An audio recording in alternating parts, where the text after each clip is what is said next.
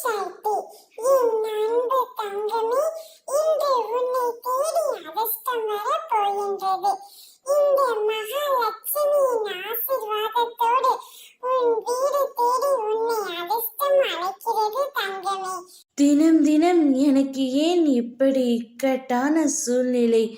என் தினசரி தேவைகளை கூட பூர்த்தி செய்ய கடினமான நிலை உள்ளன என்ற உன் குரல் எனக்கு கேட்கின்றது. உன் நிலைமை எப்படி அறியாமல் இருப்பேன்? எப்படி இயற்கையின் பருவநிலை மாற்றம் எப்படி நமக்கு இதமாக இருக்கிறதோ அதே போலவே மனிதனின் வாழ்க்கையும் ஏற்றம், நடுநிலை, இரக்கம் என நான்கு நிலைகளையும் மனிதன் தன் வாழ்வில் கடந்து ஆகத்தான் வேண்டும். இதைத்தான் நம் முன்னோர்கள் இயற்கை தான் வாழ்க்கை, இயற்கையால் விதிக்கப்பட்ட எல்லா சூழ்நிலைகளும் மனித வாழ்க்கைக்கு பொருந்தும்.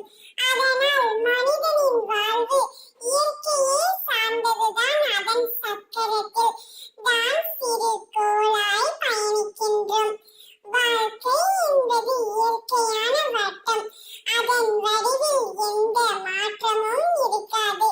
நிர்ணயிக்கப்பட்ட விதிமுறைகள், அதற்கு எல்லாரும் ஒன்றுதான். யாரிடமும் அதற்கு பேதம் கிடையாது.